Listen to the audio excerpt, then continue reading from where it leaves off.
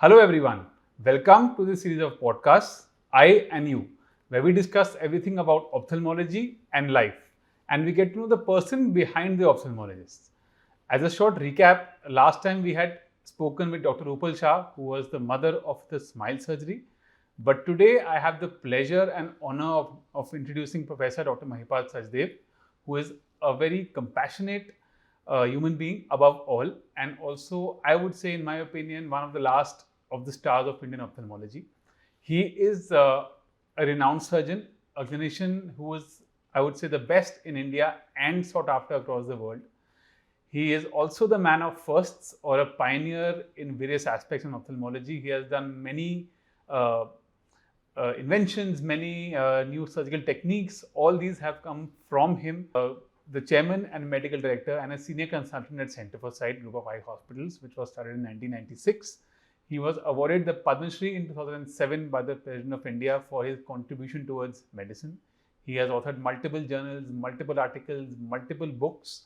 He actually had the first book on phacoemulsification, that is the stitchless cataract surgery. So when I was taking about pioneers, so Sir has been the first of the pioneers in a number of surgeries, starting from the stitchless cataract surgery, that is the phacoemulsification, then coming on to the blade LASIK, which was he was one of the pioneers in India, then the bladeless LASIK and Xioptics, coming on to the phakic ICL, that is the phakic IOL, wherein a lens is implanted inside the eye to remove the power. Then also coming on to the SMILE procedure, which was a flapless procedure. He was one of the pioneers and propagators. Then he was also part of the clinical trials of the ELITA Silk machine, wherein it was similar to SMILE, but it was much more advanced. So the first in man, that is the first surgery ever in the world, was done by Dr. Mahipal Sachdev. So he is, of course, the man of firsts and multiple more things. He was, and most importantly, he was the president of the All India Ophthalmic Society. But more importantly, he was in 2020, which was the year of COVID. So Sir spearheaded us into formation of guidelines and also multiple rules that were followed throughout lockdown. How despite the lockdowns, eye care did not suffer all over India, and we were actually, lots of societies all over the world took inspiration from India, how the guidelines were set and how eye care was managed during COVID. Also, he's involved in multiple, he's a key opinion leader for multiple brands or multiple pharmaceutical companies all over the world that want his opinion on newer technologies. So welcome, sir. A very short introduction. So we just want to speak with you and want to know your journey and the person behind ophthalmology. When you came back from the US and you were starting at looking into your career and as practice in ophthalmology, what was refractive surgery as a scenario in India? How advanced were we compared to the West? And how did it change once you entered? And how did you play a role in refractive surgery? Well, I don't know whether a lot of people know, especially I don't think normal individuals would know that the khaish or the ichha to be without spectacles and ophthalmologist trying to get there is more than a century old.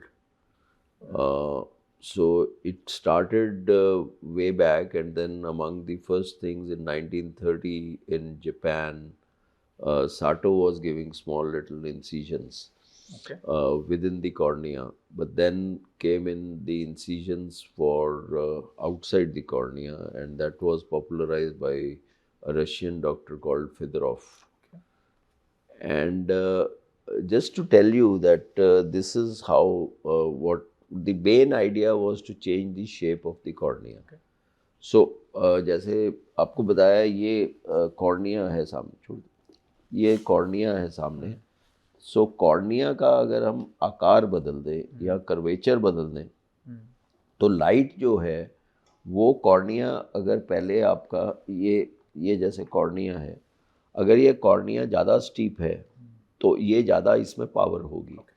अगर हम इसको flat कर देते हैं तो इसकी power कम हो जाती है और लाइट जो है मायोपिया के अंदर वो रेटिना के ऊपर आ जाती है. सो कॉर्निया के ऊपर प्ले करना was something which was important, and that was what was looked at by various people. Okay. And India, even before I went to US, this was called as radial keratotomy that was being practiced in India, and I was also doing it. I was not very convinced about the technology. I had my doubts, and that was because the wound healing was not predictable. And later in life, as we are seeing even now, there is a drift in the number, which is called as a hyperopic shift, which was happening.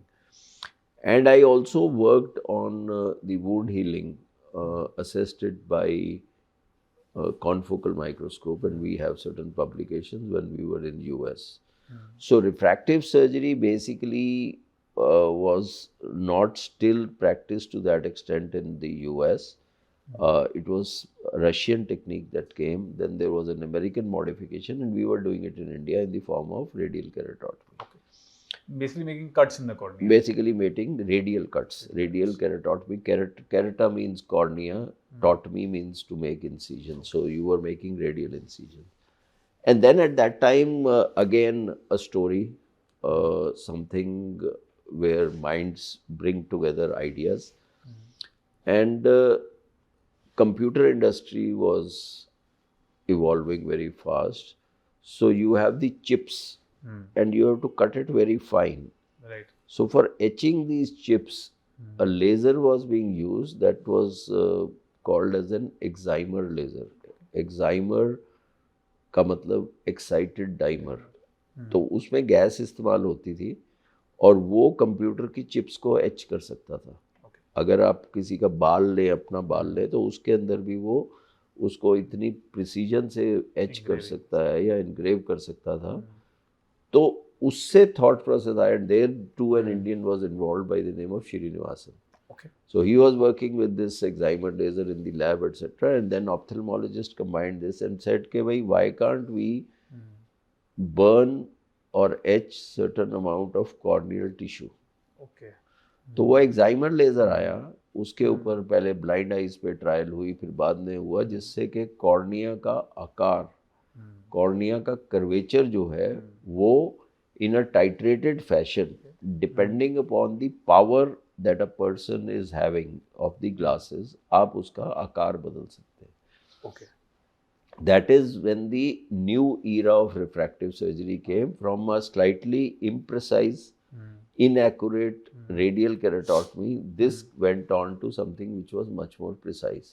Okay. So excimer laser का late 80s में 1980s में ये प्रचलन लगभग start हुआ था. We were just about at finishing our residency. We had finished our residency etcetera, but this was not something which was at that time an established thing. So when I went in US, there was the noise, initial noise that was, they were the early adapters who were doing this technique of excimer laser. And that obviously fascinated me. It always, I had a liking for refractive surgery. So when I left All India Institute of Medical Sciences, there was no refractive surgery in the form of excimer laser there. We were doing radial keratotomies, but not getting terrific results. So wasn't that exciting. But the concept of being able to remove glasses was very exciting. And therefore, I jumped into, the moment I stepped into practice, and we jumped into refractive surgery way back in 1997-98. Wow. And in the year 99-2000, from the excimer, PRK उस time बोला जाता था, जबकि सिर्फ हम cornea को burn ऊपर की सतह से करते थे, came in the procedure which is the gold standard today called as LASIK. So again, we were the early adapters for LASIK. I still remember there was a flap maker called, and then there was the Hansatome, etc. So we were among the first few surgeons who were adapting to this technology of LASIK. So उस time blades use करते थे हम LASIK. हाँ जी, LASIK का मतलब हुआ laser in situ केराटोमिलियोसिस, यानी कि आप कॉर्निया को with in the cornea reshape कर रहे हो। ओके, तो कॉर्निया में ब्लेड के ज़रिए हम पहले फ्लैप बनाते थे, उसके बाद यही जो मैंने एक्साइमर लेज़र की बात करी है, उससे हम कॉर्निया का particular amount of tissue burn करके उसकी शेप बदल देते थे और फ्लैप को वापस डाल देते थे। फ्लैप हिंज के साथ होता था, पूरा फ्लैप नहीं होता था, बट एक हिंज होता है, जैसे दरवाजे के साथ हिंज हो या किताब हो, जैसे भी है, तो उसको वापस डालेंगे तो वो सटीकता से उसी जगह पे आके सेटल कर जाएगा। And then with the hydrostatic pressure etc., it would bind itself, so it would become one again, though the strength would come down. So that is what is LASIK. So laser in situ keratomelusis, and obviously the lasers have improved. पहले जो laser आते थे वो broad beam होते थे, 6 millimetre की beam आती थी, 7 मिलीमीटर की बीम आती थी, तो फट फट फट फट आवाज़ आती थी, जैसे ज़ोर से होता था। उसके कुछ डिसएडवांटेजेस होते थे। तो लेज़र का उसमें आई को स्टेबल रखना होता था, आई व्यक्ति मूव करे तो उसका कुछ नहीं होता था। तो उसके बाद कई लेज़र आया, आई ट्रैकर आ गया लेज़र में, ब्रॉड बीम की जगह फ्लाइंग स्पॉट आ गया, क्योंकि अगर आप सपोजिंग ये वॉल को पेंट करना हो, मोटा ब्रश लेके पेंट कर रहे हैं या फाइन ब्रश लेके कर रहे हैं, तो obviously when you are doing it with a fine brush you will be able to get more creativity, better outcomes etcetera. So the flying spot technology came. Along with the flying spot technology, again warfare technology और NASA technology came for tracking. आज की तारीख में लड़ाई चल रही है जैसे, तो उसके अंदर ट्रैकर्स लगे हुए हैं। अगर मिसाइल आ रहा है तो उसको आप ट्रैक कर सकते हैं बड़ी सटीकता से। उसी तरह आई की मूवमेंट्स को ट्रैक करने के लिए ये स्पेस एज टेक्नोलॉजी बोली है, that came in, and that is how the whole thing has evolved. अगर सर्जरी के दौरान पेशेंट की आंख मूव करे तो फर्क नहीं पड़ेगा? फ़र्क नहीं पड़ेगा, ये आज की टेक्नोलॉजी है। पहले आई ट्रैकर्स नहीं होते थे। So this is again severe मतलब significant improvements in the technology that have happened over time. तो ब्लेड से फ्लैप बनाया जाता था। और जैसे कि मैंने जिक्र किया फेम्टोसेकंड लेज़र, ये नया लेज़र ऑप्थेल्मोलॉजी में इंट्रोड्यूस हुआ, तो ये फ्लैप जो है ब्लेड की जगह ब्लेडलेस हो गया है। तो ये भी लेज़र से बनता है, जिसको हम फेम्टोसेकंड लेज़र कहते हैं। जैसे कि मैंने पहले जिक्र किया, high intensity laser, very small fraction of a second, 10 to the power -15 quadrillion second के लिए ये लेज़र हिट करता है कॉर्निया को। छोटे छोटे स्पॉट्स होते हैं, तो कॉर्निया में ऐसे ऐसे स्पॉट्स हिट करते जाते हैं, तो आप उसमें क्लीवेज प्लेन बना लेते हैं। तो इसकी कई एडवांटेजेस हैं, मगर ये ब्लेड फ्री सर्जरी हो जाती है। इसमें it is much more forgiving, complication rates are much lesser, quality of the flap is far superior. Flap सही तरह से सटीकता से बैठ सकता है, पतला फ्लैप बना सकते हैं, 90 माइक्रोन का फ्लैप बना सकते हैं, जो कि पहले जब हमने स्टार्ट किया था तो 180 और 160 का फ्लैप होता था। तो it is more forgiving on the cornea or less tissue aggressive. So those are the significant improvement from the blade to the femto laser that have happened. ठीक है, तो बेसिकली आप जब आए थे उस टाइम PRK टेक्नोलॉजी थी, फिर ब्लेड लेसिक आई, फिर ब्लेडलेस लेसिक आई, तो और टेक्नोलॉजी कैसे इवॉल्व हुई? So टेक्नोलॉजी जो दूसरी इवॉल्व हुई, that was as regards the excimer laser. तो उसमें सिग्निफिकेंट कस्टमाइजेशन आई। आप दुकान पे जाते हैं, कमीज़ खरीदते हैं, आप जैसे मेरा अगर साइज़ 40 है तो मैं साइज़ 40, अगर आपका भी शायद 40 हो, तो आपकी और मेरी शर्ट एक ही तरह से बनी होगी, एक ही फैक्ट्री में बनी होगी, एक ही मशीन पे बनी होगी, उसमें कोई अंतर नहीं होगा। मगर अगर आप पर्सनलाइजेशन की तरफ जाएं तो टेलर मेड सूट्स हो गए या जो कुछ भी है, तो उसमें सपोजिंग मेरा एक मोड़ा या एक कंधा थोड़ा सा ऊंचा है, एक नीचे है, या मतलब आपकी आर्म लेंथ जो है वो कितनी है, या छाती मेजरमेंट क्या है, सो उसमें आप कस्टमाइज करते हो या पर्सनलाइज करते हो कि वो ट्रीटमेंट जो है वो पर्सनलाइज हो जाए। ओके। तो एक्साइमर लेज़र के अंदर भी ये मॉडिफिकेशंस आई कि rather than only looking at the refractive error, यानी कि चश्मे का number be the only guiding factor for removing the glasses. Again, space age technology, there were something called as abrometers.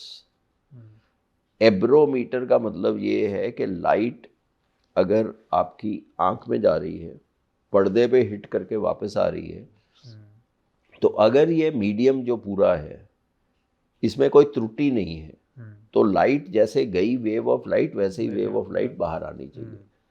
But क्योंकि there is significant deformation that happen and largely these deformation are because of the power.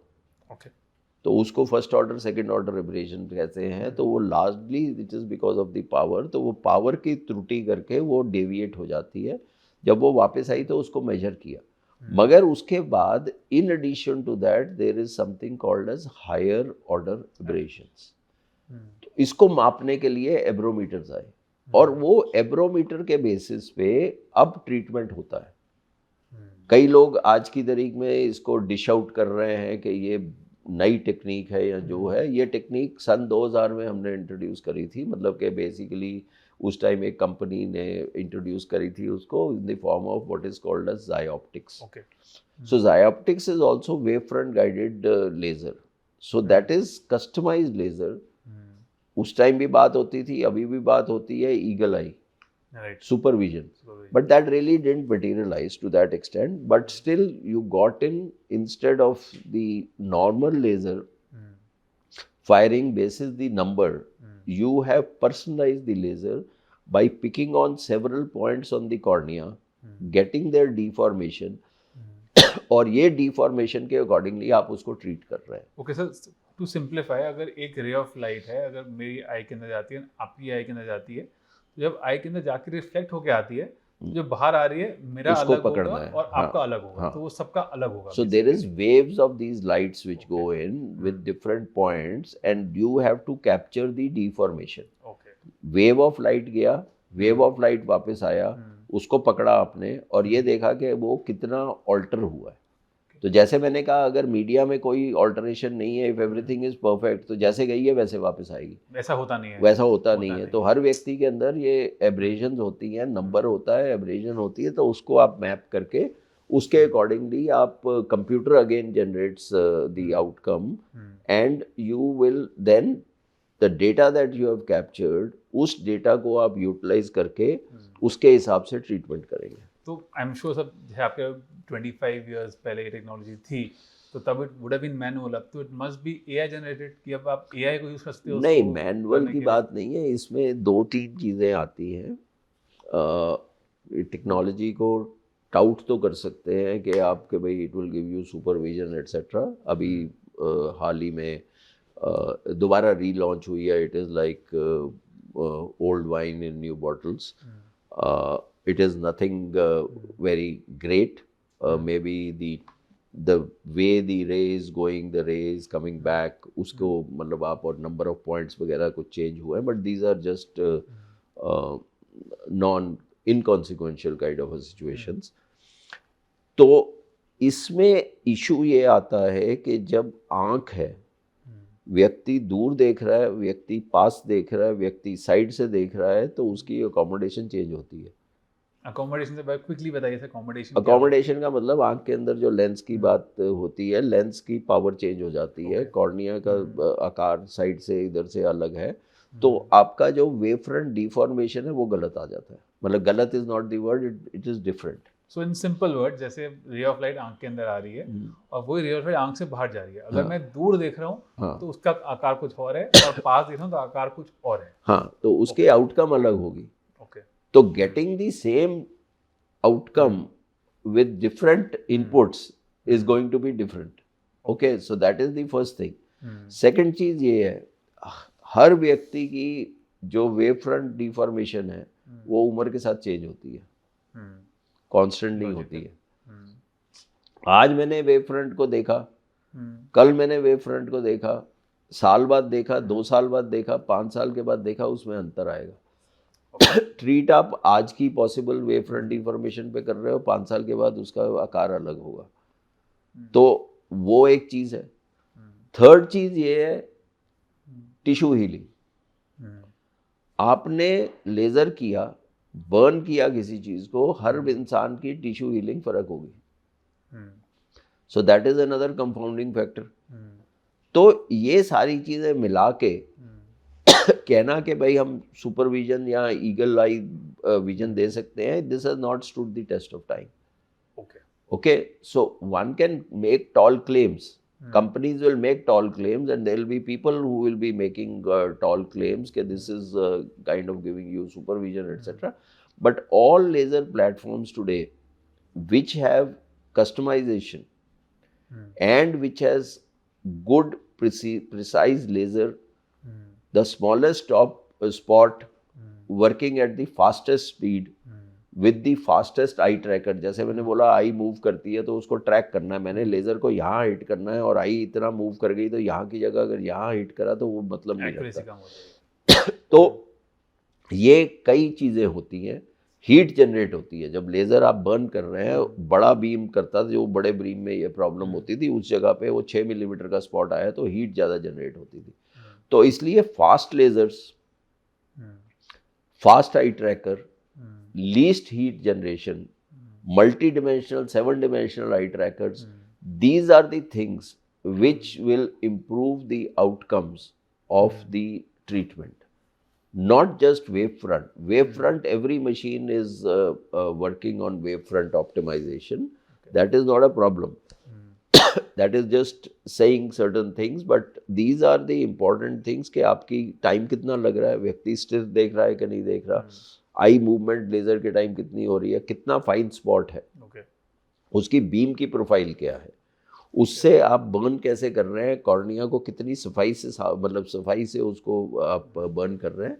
These are the important things which give you outcome. But suffice to say laser technology has been evolving since I told you from the mid 80s to today, which is like 40 years. In 40-45 years, this technology is now really fantastic. That you are able to reshape the cornea with lot of accuracy and lot of precision. Getting a 20/20 vision, or maybe even a vision which is 20/16, is by far achievable in lot of patients with lot of good machines.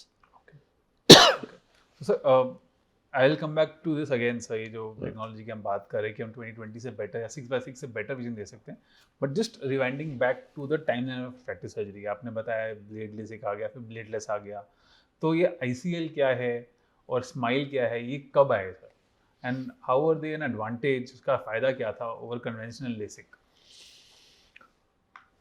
Refractive surgery जो है उसका refractive means number power, कि भाई आपका जो चश्मे का number जो है वो क्या आ रहा है, तो आप सर्जरी के को यूज़ करके पावर चेंज कर रहे हैं। That is refractive surgery. Refractive surgery 2 levels पे काम कर सकती है। एक, जैसे मैंने बताया, एक रिफ्रैक्टिव सर्जरी का लेवल है कॉर्निया, पुतली पे। तो जैसे ये आँख है आपकी, ये इसका कॉर्निया है। तो कॉर्निया जो है, कॉर्निया के ऊपर आप इसको रीशेप कर दिया। जैसे ये कॉर्निया है, ये ज़्यादा कर्व्ड कॉर्निया है, ये फ्लैटर कॉर्निया है। अगर आपने कॉर्निया को रीशेप कर दिया और उसको फ्लैट कर दिया तो माइनस का नंबर उतर गया। तो ये एक जगह पे रिफ्रैक्टिव सर्जरी काम करती है। दूसरा रिफ्रैक्टिव सर्जरी जो काम करती है वो काम करती है लेंस के बेसिस पे। आपकी आंख में लेंस है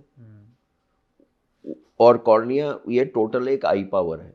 मगर अगर आप एक कृत्रिम लेंस, जिसको हम इम्प्लांटेबल, हाँ ये छोटा है ये बड़ा है कोई बात नहीं, ये इम्प्लांटेबल, इसको कॉन्टैक्ट लेंस कहते हैं। कॉन्टैक्ट लेंस व्यक्ति सुबह डाल के शाम को उतारता है। मगर अगर यही लेंस आप आंख के अंदर ये इसको छोटे से चीरे से यहाँ इंसर्ट करके रख देंगे तो ये लेंस को एक पर्टिकुलर पावर का अगर लेंस होगा ऐसे बड़ा रहेगा, तो ये लेंस से आपका सीधा इसके ऊपर आके उसके फोकस आ सकता है। ओके। तो इसको हम ICL टेक्नोलॉजी कहते हैं या फेकिक लेंस टेक्नोलॉजी कहते हैं। यानी कि ये हम आंख को हमने लेंस को आंख के अंदर लेंस को डाल दिया। तो ये दोनों टेक्नोलॉजीज को आप मर्ज भी कर सकते हो। ये जरूरी नहीं है कि आप एक technology, because you are working at 2 different levels. One level is that you are working at the cornea, right, reshaping it, and the second is you are working within the eye by putting a lens of a particular power. तो sir ये इसके advantages क्या थे over LASIK? ICL के advantage ये है कि जब आप लेसिक करते हो तो आपको एक नंबर उतारने के लिए एक पर्टिकुलर अमाउंट ऑफ टिश्यू को हटाना पड़ता है। सिंपल टर्म में, साधारण टर्म में, अगर आपने इसको इधर से इधर फ्लैट करना है तो आपको इतना टिश्यू निकालेंगे तो ये फ्लैट हो जाएगा। कॉर्निया की जो पावर है वो चेंज होगी।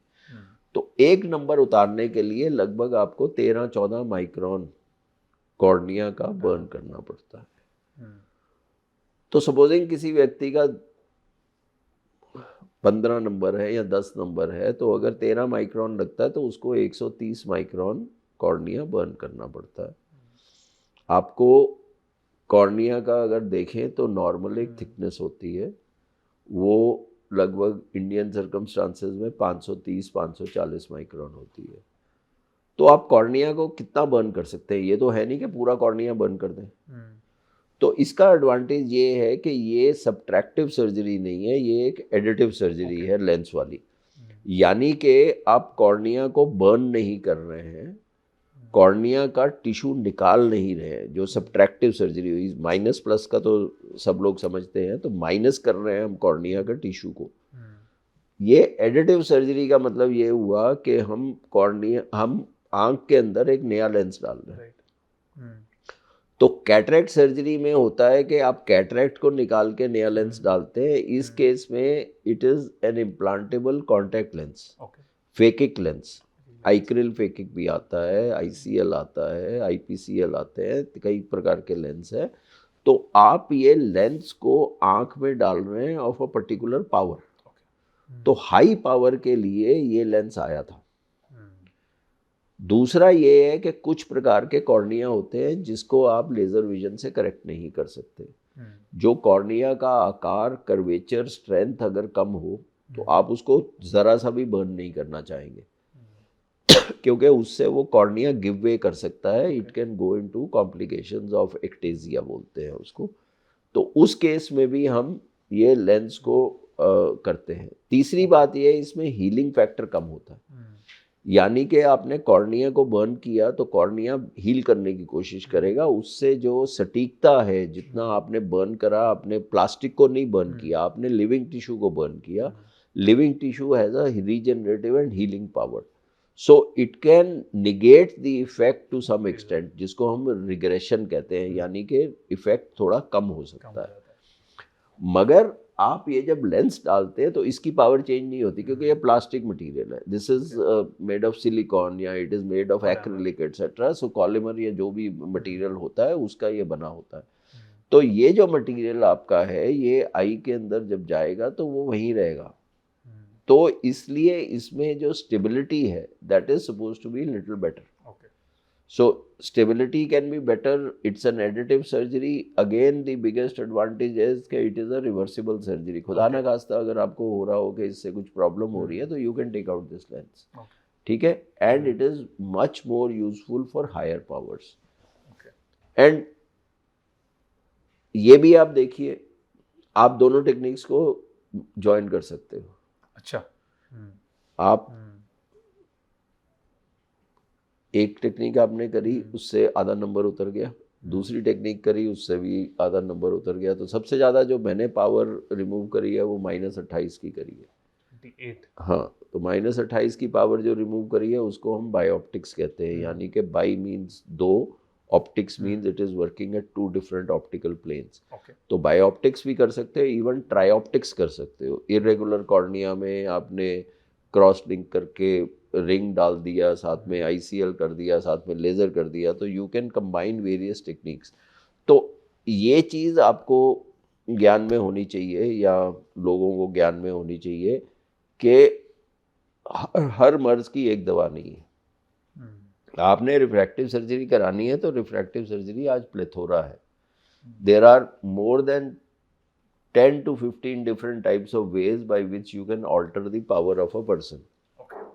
And one should be looking at surgeons or places which offer all of them. Okay. So you are in a position to say, I am not fitting one procedure onto every eye. You have to fit the procedure which the doctor knows much better than what is told on a book or a YouTube or something like that, okay, this one procedure fits everything. No. There are multiple procedures. You have to have the acumen, you need to have the skills, and you need to have the technology to be able to offer the widest range of procedures to the patients and see as to what procedure is going to be best suited for that particular eye. This is something I wish to emphasize, that whether you were talking about ICL or you were talking about laser or you were talking about customization, that is not that there is one procedure, there are X number of procedures. You need to have good academic knowledge, you need to have good diagnostics to see कि भाई इस आँख में क्या सबसे बढ़िया काम करेगा, and you have to give your considered opinion to the patient as a responsible ophthalmologist कि ये आपके लिए ये प्रोसीजर काम करेगा। और अगर आप किसी प्रोसीजर के लिए सूटेबल नहीं है तो क्योंकि आपके पास एक ही प्रोसीजर है तो आप बोल दें कि नहीं जी आपको तो कराना ही है, वो भी गलत है। We refuse procedures to patients कि भाई ये आप इस चीज़ के लिए किसी भी प्रोसीजर के लिए सूटेबल नहीं है, या प्रेफरेंशियली किस पेशेंट किस प्रोसीजर के लिए सूटेबल है। That is the key to give satisfactory and good excellent outcome to the patient. Okay. So of course you've been through all the procedures, आपने देखे हैं कैसे procedures आए and कैसे चले भी गए। तो of course you're seeing with experience कि एक ही सर्जरी सब आइज के लिए फिट नहीं है। ऐसा भी हो सकता है कि कभी एक आंख के लिए ठीक है, दूसरी के लिए ठीक नहीं है। हाँ, ऐसा भी अक्सर होता है। ये अक्सर हो सकता है, कभी आपका एक आंख में नंबर ज़्यादा है, एक आंख में नंबर कम है। तो अगर एक आंख में नंबर बहुत ज़्यादा है तो आप एक आंख में you may prefer to do an ICL और अ phakic lens, और in the other eye you can do an excimer. अगर इरेगुलर कॉर्निया है, किसी को कॉर्नियल स्कार है, तो आप उस केस में सरफेस एब्लेशन कर सकते हैं, या एडवांस्ड PRK या स्मार्ट सर्फ, मतलब अलग अलग प्रोसीजर्स हैं, वो हो सकते हैं। मतलब this is not the rule, but there are patients who need separate procedures in both the eyes.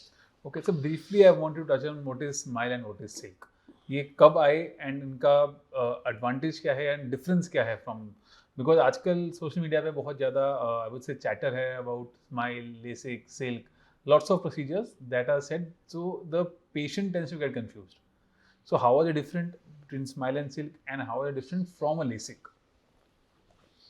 देखिए, चैटर की बात जो कर रहे हैं, that is something which is guided to a large extent not by science. Okay. One has to be responsible to understand कि what does each procedure offer. Right.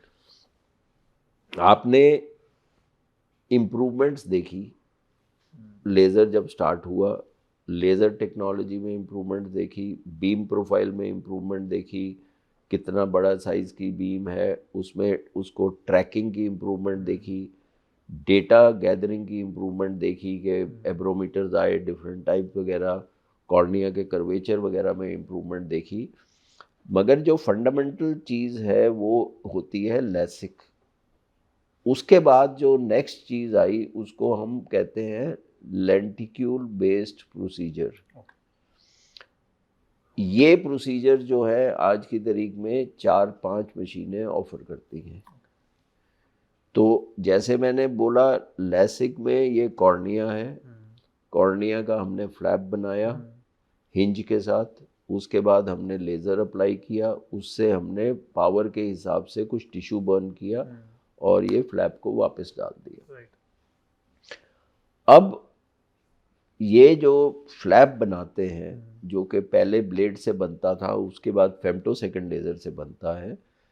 If this femtosecond laser is moved at 2 different planes, यानी कि आपने पहले femtosecond laser को यहाँ move किया, as I told you this is a photo disruptive and a cutting laser. तो blade की तरह यहाँ आपने इसको ऐसे मूव किया, फिर सेकंड स्टेज पे किया और एक छोटा सा इंसिजन बनाया, और ये जो क्लीवेज प्लेन बना है उसको सेपरेट करके आपने ये जो लेंटिक्यूल बनाया उसको बाहर खींच लिया। तो इसको लेंटिकुलर एक्सट्रैक्शन बोलते हैं। सिंपल उदाहरण दूँ आपको, supposing there is a loaf of bread, you cut it like this, you cut it like this, you have a slice, you just take it out। एक बंद लिफाफा है जिसमें चिट्ठी पड़ी हुई है, आपको पूरा लिफाफा नहीं फाड़ना, उसका सिर्फ एक छोटा सा मतलब जैसे एनवेलप का आपने उसकी जो फेस है वो करी और वहाँ से आपने चिट्ठी को बाहर निकाल दिया। तो ये लेंटिक्यूल बेस्ड सर्जरी जो है वो आपने लेंटिक्यूल बना दिया लेज़र से और एक कट बना के उसके थ्रू उसको बाहर निकाल दिया, जिसको लेंटिक्यूल बेस्ड सर्जरी कहते हैं। ये लेंटिक्यूल बेस्ड सर्जरी सबसे पहले जो आया इसका नाम था smile, small incision lenticule extraction, यानी कि 2 मिलीमीटर का चीरा लेंटिक्यूल को उससे बाहर निकाल लिया गया। ये एक जर्मन कंपनी ने बनाया। अब उसके बाद जिस टेक्नोलॉजी के साथ हम इन्वॉल्व रहे हैं right from 2018 and doing the first procedure in 2020 globally, the first procedure that is called as silk. So that also is the small incision lenticular keratomeliosis, यानी कि कॉर्निया को रीशेप करके आपने उसको निकाल लिया। कुछ कमियां थी स्माइल में, जैसे सेंट्रेशन बाद में डॉकिंग के बाद नहीं कर सकते थे, स्पॉट साइज जो था वो बड़ा था, इसमें स्पॉट साइज छोटा हुआ, कॉर्निया को जब डॉक किया तो थोड़ी सी रोटेशन होती है उसको कॉम्पेंसेट करने के लिए। सो ब्रिज फ्री जो ये लेंटिक्यूल बना वो ज़्यादा आसानी से निकले, तो उसको एक और मशीन है जिसको एलिटा कहते हैं, और उसमें ये उसको टेक्नोलॉजी का नाम जो है वो स्माइल की जगह सिल्क दिया गया। तो क्लियर एक टेक्नोलॉजी है, एक स्मार्ट साइट है एटॉस। तो ये इस टाइम 4 मशीनें हैं जो कि अवेलेबल हैं जो कि ये टेक्नोलॉजी लेंटिक्यूल की कर सकती है। तो ये सिल्क हो गई, स्माइल हो गई और दूसरी टेक्नोलॉजीज अवेलेबल हो गई, but they are basically lenticule based procedures जिसमें कॉर्निया को बर्न नहीं करते, एक स्लाइस बना दिया जाता है और वो स्लाइस को पुल आउट करते हैं। ओके, सो नाउ सर एक पेशेंट आपके पास आता है जिसको बोलता है मुझे चश्मा हटवाना है। So you have all these technologies with you, how do you choose किसके लिए क्या सेट है, किसको हम क्या चूज करना चाहिए, कौन किसके लिए अनफिट है, या फिर आप आउटराइट बोलते हो कि आप सर्जरी बिल्कुल मत कराओ? ऐसे भी पेशेंट होते हैं कोई, या फिर हाउ डू यू चूज? देखिए, सबसे पहले जो ज़्यादा आसान तरीका सवाल है उसका मैं जवाब देता हूँ, वो है कि आउटराइट रिजेक्ट करना पेशेंट्स के जिनका कॉर्निया अनस्टेबल है, जिनके कॉर्निया का कर्वेचर चेंज हो रहा है, एक बीमारी होती है केराटोकोनस है, या उसके इनिशियल साइंस दिख रहे हैं, कॉर्निया हेजी है, उसका एंडोथीलियम खराब है, कोई और डिजीज़ है आई के अंदर। So those are the patients, dry eye बहुत सीवियर है, so those are the patients which we will possibly reject as regards being unfit for laser vision correction. Patient को रेटिना की प्रॉब्लम है तो retina की problem पहले fix करनी है, उसके बाद हम करेंगे। तो ये कुछ स्क्रीनिंग टेस्ट होते हैं, फुल एग्जामिनेशन रेटिना का होता है, 3-4-5 मशीनें होती हैं जिससे कॉर्निया का कर्वेचर देखा जाता है, आई ट्रेस है जैसे कि उसके ओकुलर सरफेस एनालिसिस है, कई प्रकार की टेस्ट हैं जिसके लिए कि व्यक्ति को 2 से 3 घंटे लगते हैं कि हम 2 से 3 घंटे में टेस्ट करके देखते हैं कि भाई ये पेशेंट सूटेबल है कि नहीं है।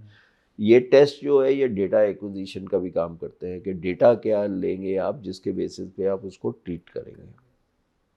अब सेकंड सवाल जो आपका रहा कि पेशेंट आपके पास आया तो उसके लिए आप क्या करना चाहिए या क्या नहीं करना चाहिए।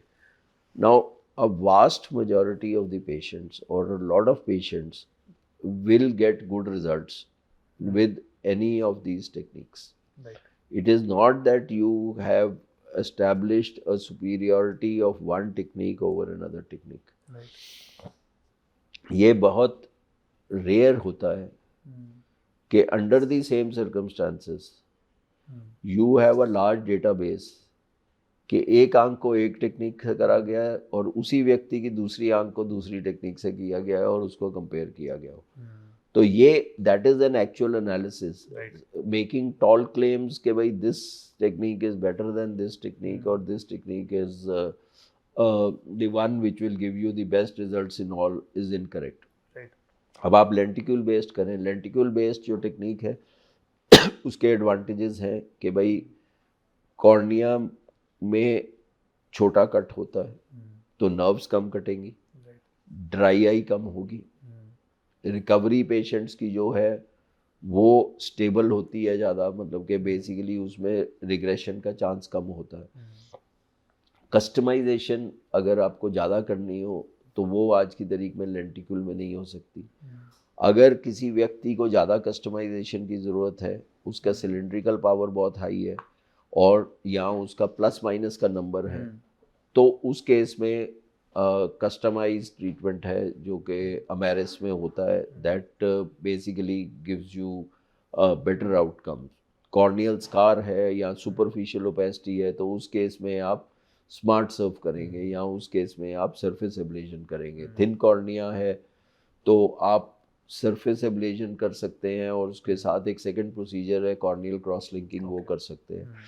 तो this is too technical kind of a topic for me to explain, but that is where the strength of having diagnostic equipment, having different technologies, and above all having a processor which can process as to what is likely to give better outcome in a particular case. So like we were discussing about the journey of refractive surgery and how it has evolved from just a simple LASIK to customization. So I just want to speak about this new technology, that is the Schwind Amaris laser, that is with a customized LASIK. So can you just drive us through what exactly this Schwind Amaris 1050 is and what does 1050 stand for? ये होता क्या है exactly? ये जो Schwind Amaris 1050 RS है, that is the name of one of the most advanced excimer lasers. ये excimer laser technology जो है फ्लाइंग स्पॉट टेक्नोलॉजी है। This is the highest level of flying spot technology that has been achieved by any company. 1050 repetition rate के ऊपर है, यानी कि कितनी स्पीड से वो लेज़र हिट करता है। जैसे आप कार चलाते हैं तो उसमें kilometres per hour how fast you are moving, the same way जो लेज़र है उसका रेपिटिशन रेट होता है, यानी कि एक स्पॉट लगा उसके बाद नेक्स्ट लगा उसके बाद नेक्स्ट लगा नेक्स्ट लगा, तो ये कितनी फास्ट ये लेज़र होता है। तो इसकी जो स्पीड है that is the fastest excimer laser on the planet earth. Okay, so this excimer laser is at the speed of 1050 hertz, so that is why उसका नाम जो है 1050 रखा है। इसी कंपनी के पहले लेज़र होते थे वो 200 थे, फिर 500 हुआ, अभी 1050 है।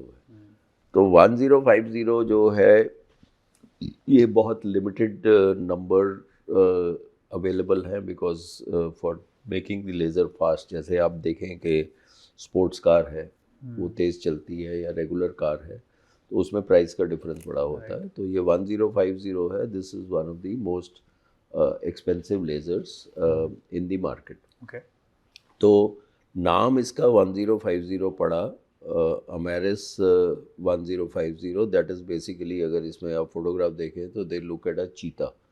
So it is how the fastest animal is cheetah. So this is the fastest excimer laser that is there on planet Earth. So 1050 का अगर स्पीड है, रेपिटेशन रेट के भाई वो लेज़र कितनी जल्दी फायर करता है, तो माइक्रो मूवमेंट्स होती हैं आई की। जब भी व्यक्ति, आप अभी भी मुझे देख रहे हैं या मैं आपको देख रहा हूँ, तो आई की थोड़ी थोड़ी मूवमेंट्स होती है। तो ये माइक्रो मूवमेंट्स को ट्रैक करना होता है, क्योंकि अगर आपने लेज़र को सटीकता से हिट करना है, so it has to hit exactly at the same point where it is suppose to hit, right, वरना उसका इफेक्ट ठीक नहीं आएगा।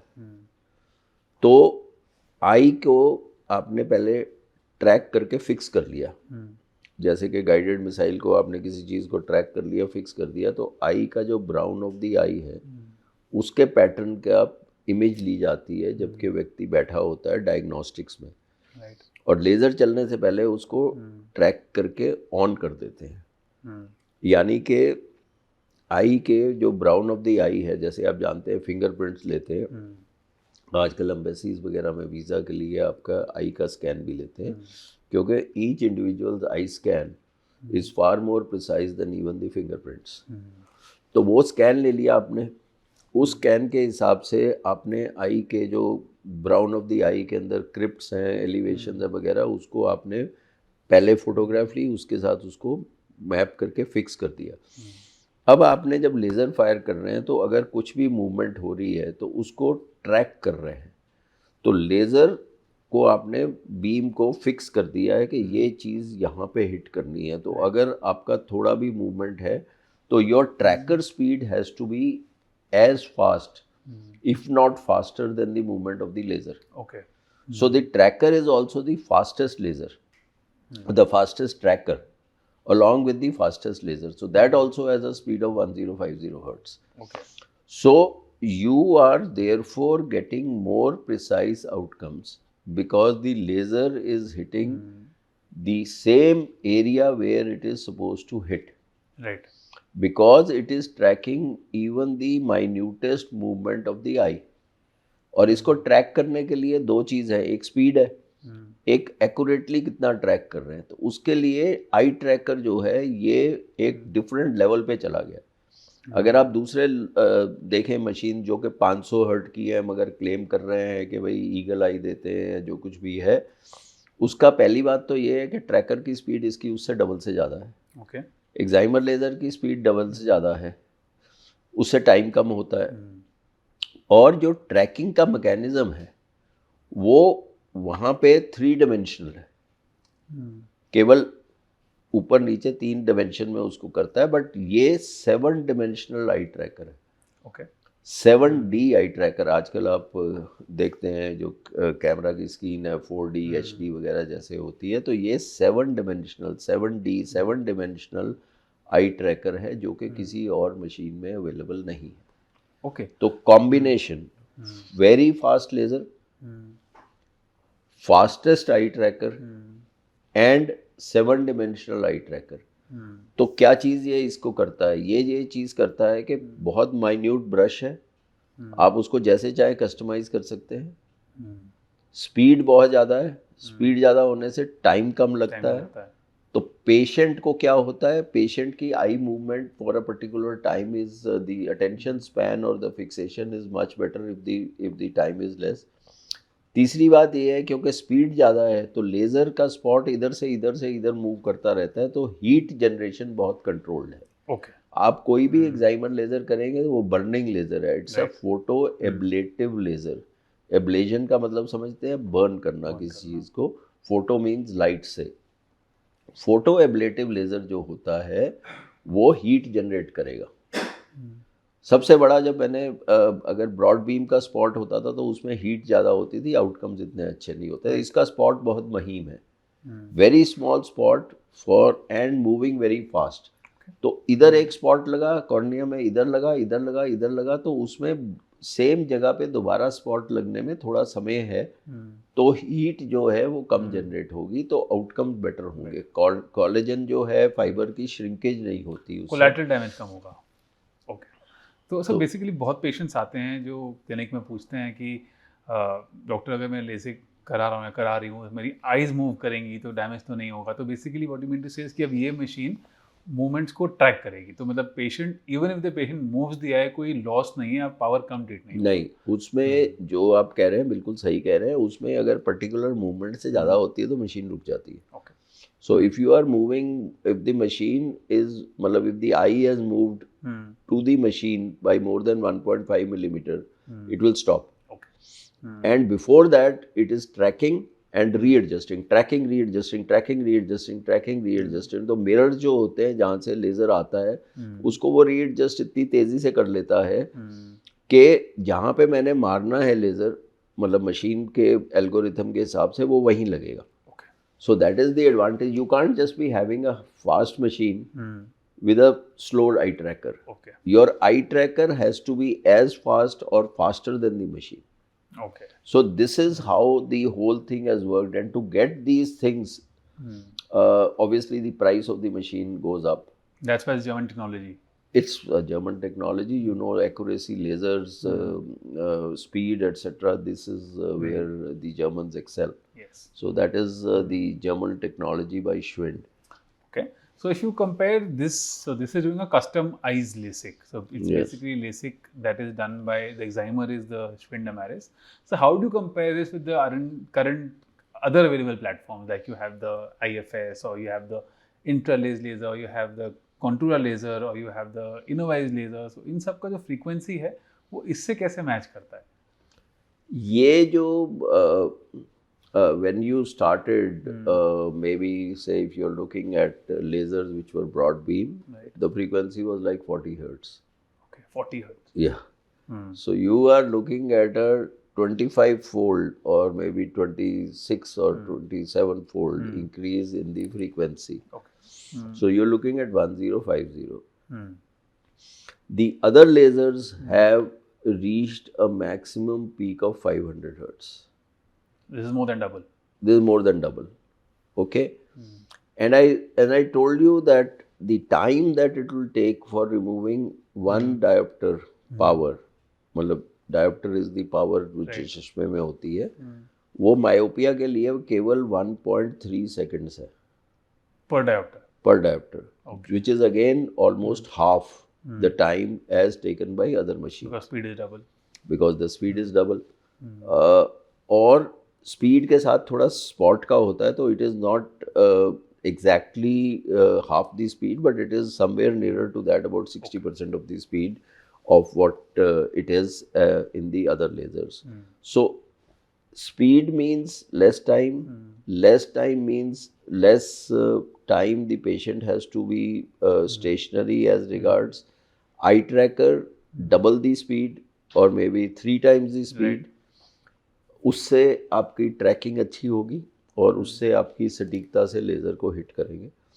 इसके साथ जो इक्विपमेंट है डायग्नोस्टिक, वो कई सारे स्पॉट्स को मैप करता है, बहुत स्पॉट्स को मैप करके 3 डायमेंशनल इमेज देता है।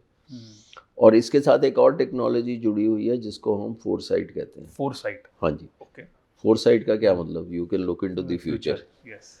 So that is basically predictive AI. Okay. आजकल एआई का ज़माना है, आर्टिफिशियल इंटेलिजेंस का, तो इसको हम प्रेडिक्टिव एआई कहते हैं। Okay.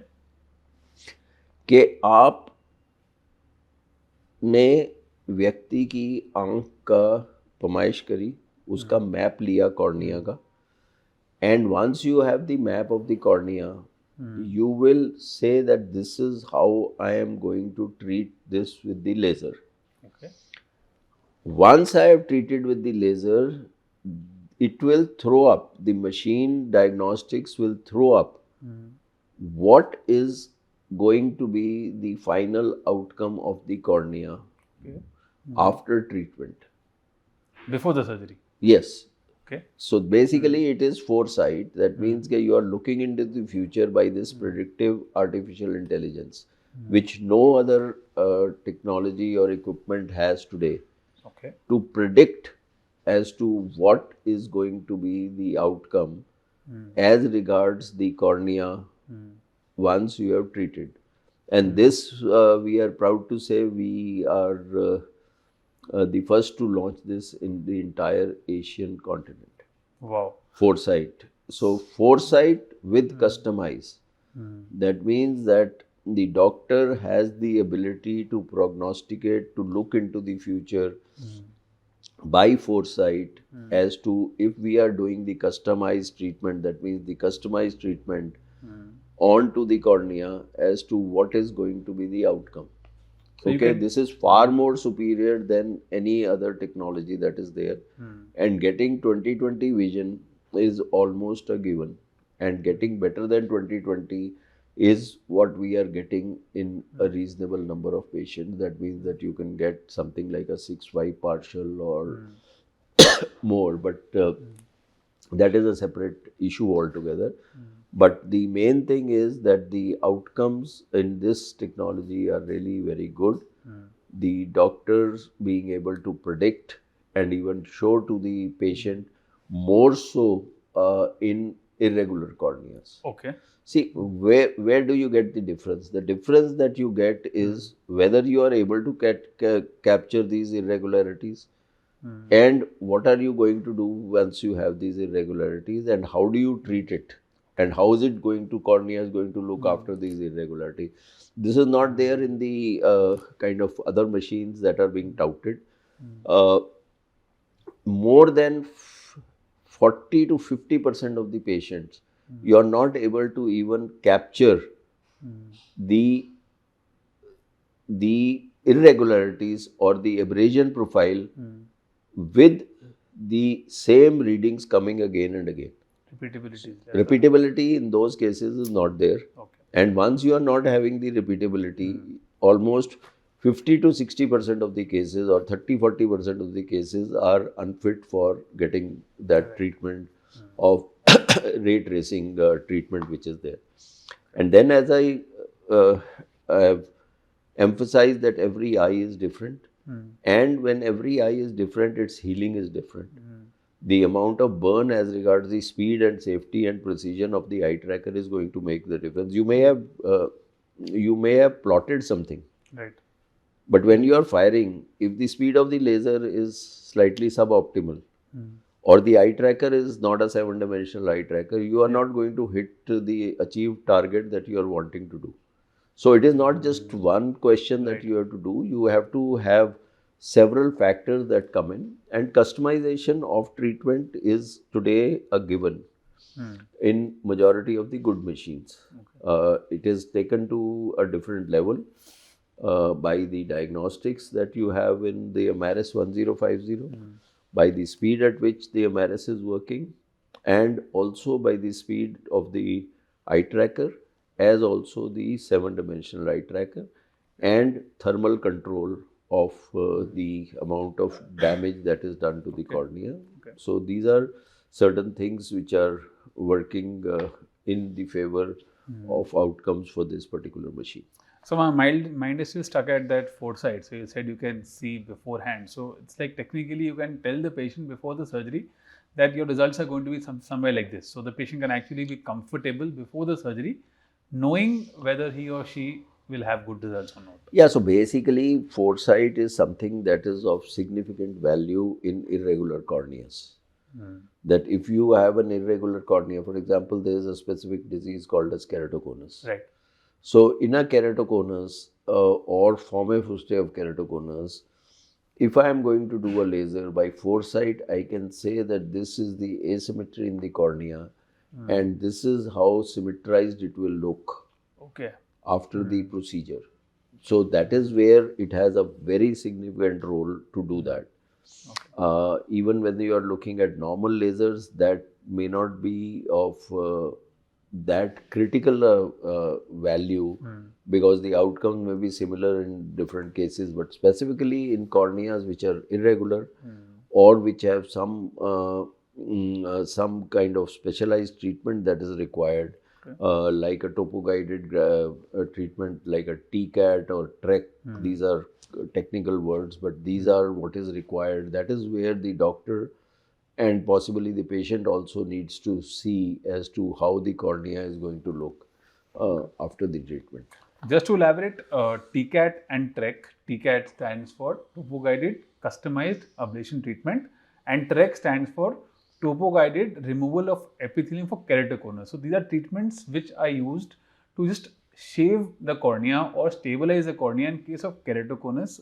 इस कंडीशन जहाँ पे हमारा जो आँख का जो काली पुतली है उसमें थोड़ा सा चोंच सा बन जाता है, थोड़ा सा वो शार्प हो जाता है, तो उसको फ्लैटन करने के लिए हमें लेजर यूज़ करना पड़ता है. सो that's what you're talking about. Yeah, that's what I'm talking about. I'm basically, that is the biggest example of an irregular cornea. Yes. So foresight is specifically useful in almost all the cases, but specifically in cases where the cornea has irregularities. So once you regularize the cornea, so the chance that the patient might have less dependence on hard contact lenses can go down. 100%. That is the thing that now we are moving on to the subject of keratoconus, where the cornea is conical. Therein, it is the irregularity in the cornea which prevents a person from having good vision with glasses. So the only thing that works if there is no scarring in the cornea is to use rigid gas permeable lenses. Which are hard lenses. Hard is different from RGP. That technically people call it as semi-soft, but that is made of fluorosilicon acrylate. So basically the oxygen permeability is more in that contact lens. But this is the technique wherein you are regularizing and symmetrizing the cornea much better than any other technique can. And you are also doing a corneal cross-linking along with that, so that a person with irregular cornea, in case of keratoconus, can get good outcomes as regards laser vision treatment. And the added advantage is that थोड़ा सा power भी कम हो जाता है. हाँ जी, वो तो power को साथ में आप ट्रीट करेंगे तो एसिमेट्री को भी करेंगे और पावर को भी ट्रीट करेंगे, तो वो दोनों चीज़ों को करते हैं आप. So sir, with this Schwinn-Damaris, can we also treat powers like for people around age of 45 जिनका चश्मा दूर का भी है, पास का भी है, दूर का तो शायद माइनस में हो और प्लस का अगर पास में हो, तो कैन दैट बी ट्रीटेड? देखिए, ये एक again this was one of the requirements that when a person goes beyond the age of say 42-45, जो आँख में ओरिजिनल लेंस होता है व्यक्ति के, उसकी पावर ऑफ अकोमोडेशन या जो क्षमता होती है अकोमोडेट करने की, वो कम हो जाती है. The original lens within the eye can change its focus by accommodation. उसके आसपास जो सीलरी प्रोसेसेस होते हैं और जो जोन्यूल्स होते हैं, उसके इंटरैक्शन से वो लेंस अपना, अगर आप उसको दबाएं जो प्रोसेसेस को, तो उसकी शेप चेंज होती है. तो शेप चेंज होने से उसकी पावर चेंज हो जाती है. So that is called as accommodative power. A child has a very high degree of accommodative power. That means that a person, by changing his accommodation, can see both at distance as also for near. Now, because age के साथ there is inelasticity that comes in for the lens. And once you have an inelasticity of the lens, the power of accommodation goes down. So therefore, a person, once he crosses the mid-40s, tends to need a plus power glass for reading. Okay, so therefore a person has two separate powers, one for distance, one for reading. उसके लिए आमतौर पे चश्मा की ज़रूरत होती है, जो पहले के बाईफोकल होते थे, आजकल प्रोग्रेसिव होते हैं. तो अब आप ये करेक्शन करने के लिए जो एक्साइमर लेज़र या लैसिक की टेक्नोलॉजी है, उसके अंदर तो आप एक पर्टिकुलर पावर को ट्रीट करते हैं.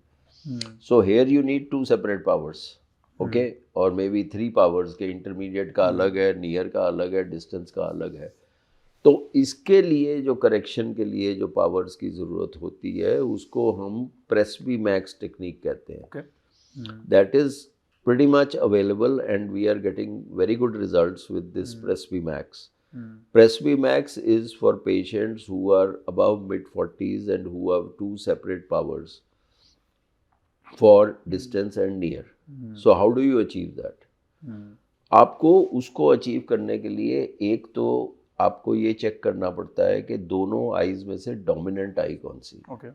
जैसे अगर कोई शूटर शूट करता है वो ऐसे लेफ्ट आई को बंद करके शूट करता है या राइट आई को शूट करता है, डोमिनेंस आपको होती है कि एक आंख व्यक्ति की ज़्यादा डोमिनेंट होती है। जैसे किसी का राइट हैंड डोमिनेंट है, कोई लेफ्टी है तो उसका लेफ्ट हैंड डोमिनेंट है, वैसे आई की डोमिनेंस होती है।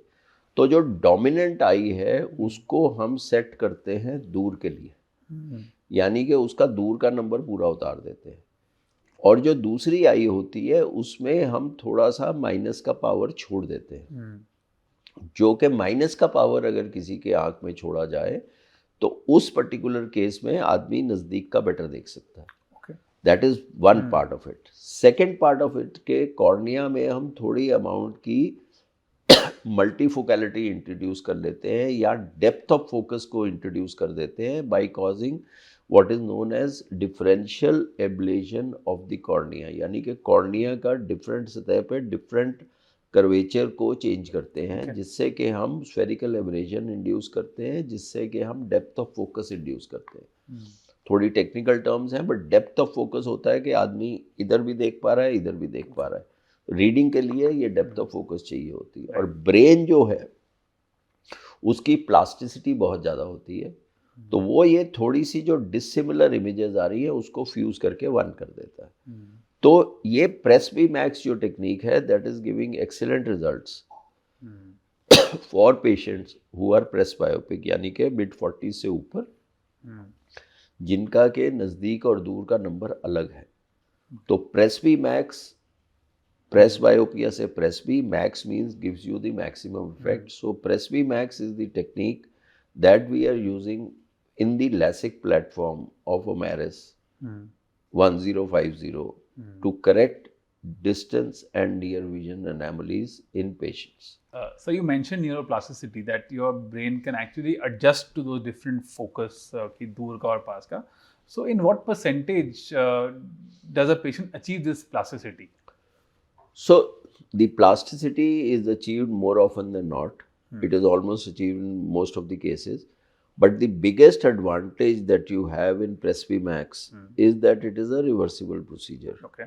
Yani ke if the neuroplasticity of an individual does not allow the individual to get used to this kind of situation, you can go back and do the complete correction for that eye. Okay. यानी कि एक आई को तो आपने वैसे ही distance के लिए fix किया है और दूसरी आई जो है उसको आपने नियर की डोमिनेंस दी है, and you have done some spherical abrasion which is done on both the eyes. So if a person is not able to fuse, you can go back and remove the residual power that you had left, so that then there is no confusion in the brain. Okay, the depth of perception is still there, but the difference in the power can be taken care of. So that is the biggest advantage of it being reversible.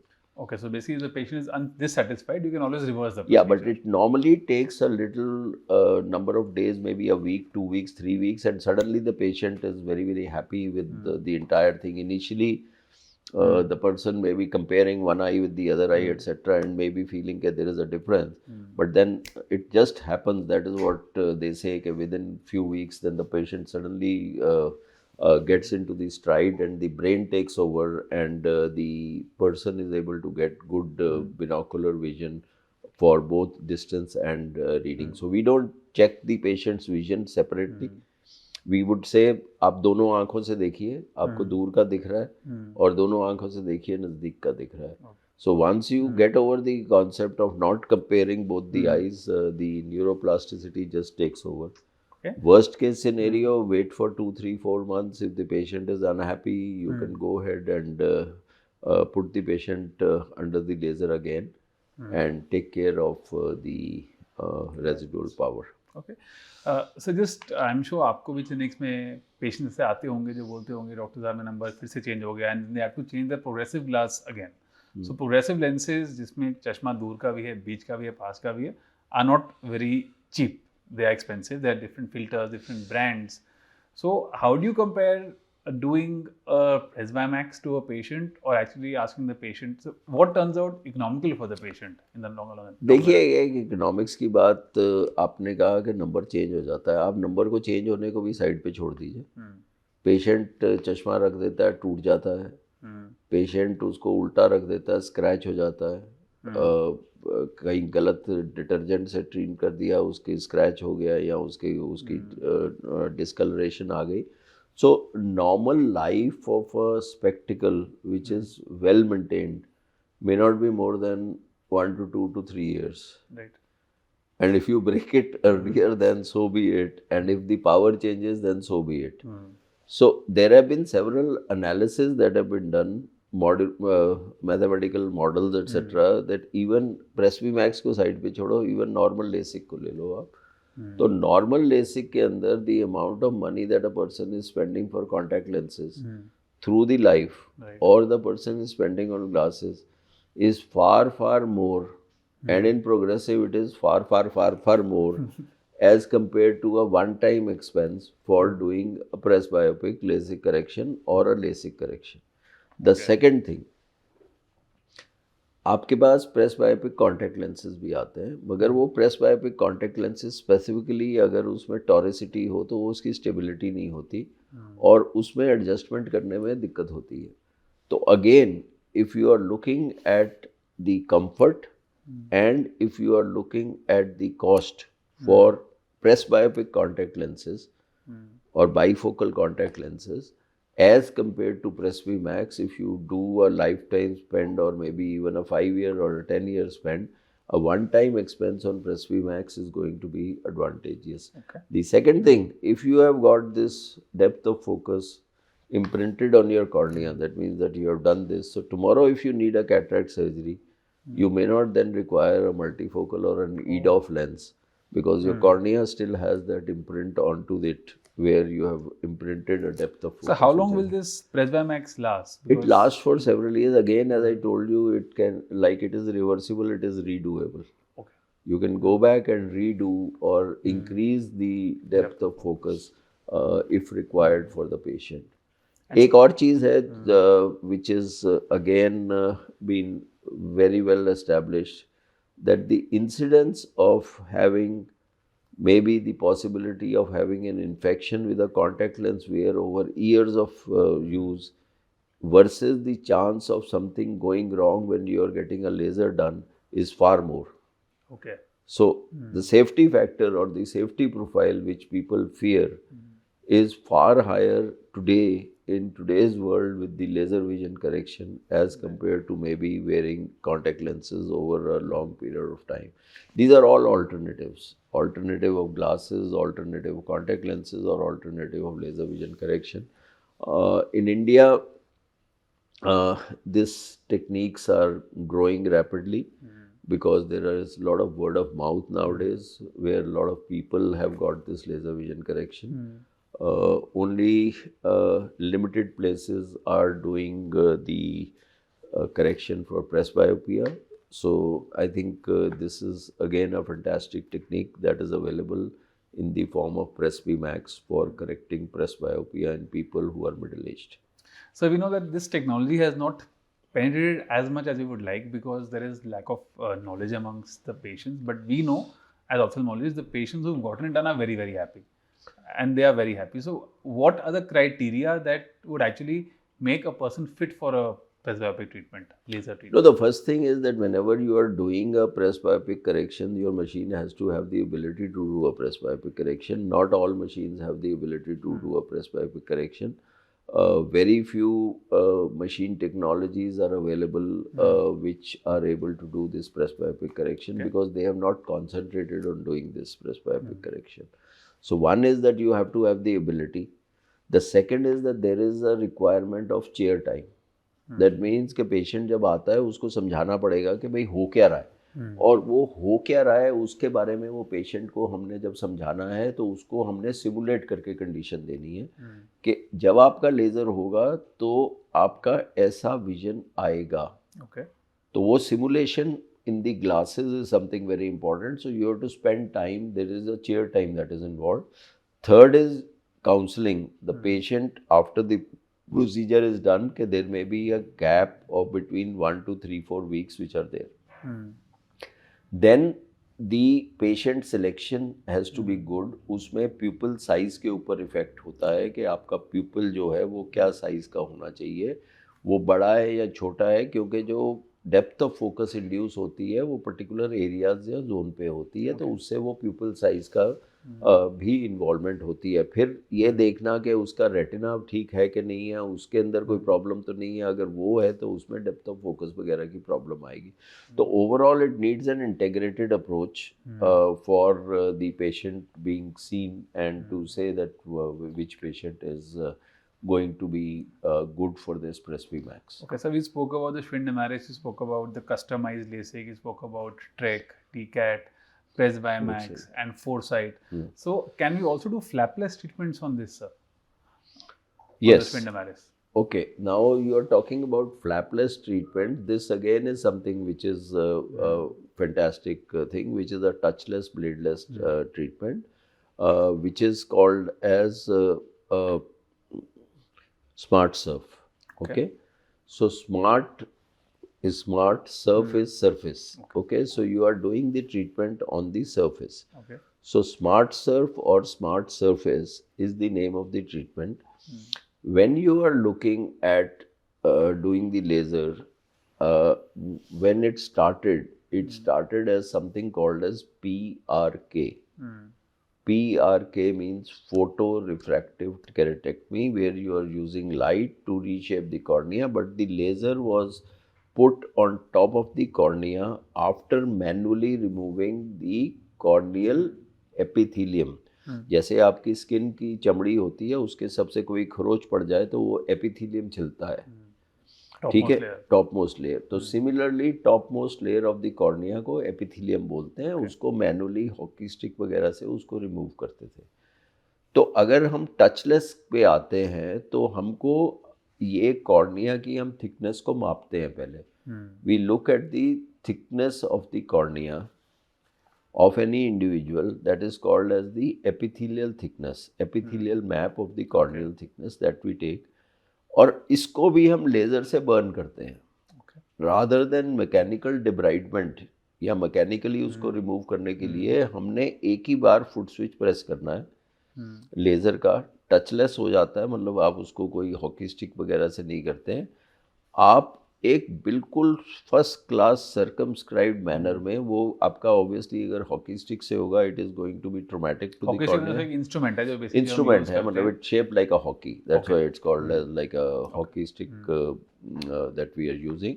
उसका थोड़ा सा semi sharp होती है. Basically blade ही हो गया, पहले blade use करते थे. ब्लेड नहीं, इट हाँ, मतलब it is a semi sharp kind of an instrument where you are removing. अगर किसी चीज़ को खरोच के निकाल रहे हैं, जैसे कि आप पील करते हैं ना, जैसे पोटैटो को पीलर से कर रहे हैं, वैसे आप उससे एपिथेलियम को पील करते हैं. तो वो पील नहीं करेंगे आप, you are going to use the laser. You have measured the thickness of the epithelium and you are firing the laser first to remove कि भाई कितना लेज़र हमको चलाना है उसको बर्न करने के लिए, और उसके बाद फिर नंबर उतारने के लिए कॉर्निया के स्ट्रोमा में लेज़र चलता है. तो this is a single step procedure. It's a bladeless, touchless, flapless procedure. So there is no flap that is created, and this is called as Smart Surf or Smart Surface. And the epithelium regrows much faster because you have not gone all over. It is only in this limited portion that you are wanting to remove the epithelium. It is controlled. It is micro-controlled with the laser, and the outcomes are much better.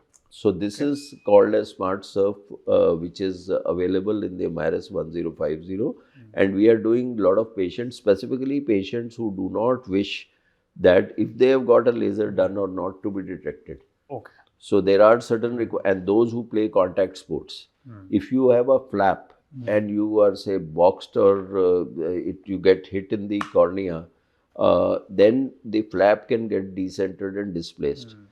But if it is a flapless procedure, it is as safe as a normal virgin eye, whether you are playing contact sports or anything like that. So this is a treatment of choice for those patients also. So Smart Surf for medical fitness, if people don't want recognition of the laser procedure that has been done. for people who have thin corneas, for people who have irregular corneas, and for people who are into contact sports, etc. This is the treatment of choice which is there, giving excellent results. It is an advanced treatment wherein the laser is removing the epithelium, then you are removing the power, and then you are applying certain medicines on top of the cornea so that you do not get haze or you do not get regression. So this is an advanced surface ablation treatment which is touchless, bladeless, flapless. And can you also combine the foresight with this? Oh yes, 100%. You combine this and then you can combine the cross-linking, corneal cross-linking with it, specifically in cases where you have borderline corneas and thin corneas. So thank you, sir, for being with us and sharing your experience and your journey in ophthalmology. There's so much more to learn from you. We can't incorporate all of this in one episode, but still knowing and being part of a journey through cataract surgery and refractive surgery was very enlightening. And I'm sure we all have, as I have learned from you, we all have so much to learn from you. And I'm sure you will keep teaching us. Thank you for being It's entirely my pleasure, and I hope that people go out enriched with more knowledge about the advances in ophthalmology, more so in phacoemulsification and refractive surgery. Thank you. Thank you, sir. So for more such informational videos and more such videos that speak about facts, please follow Center for Sight so you may enhance your knowledge in ophthalmology. Thank you.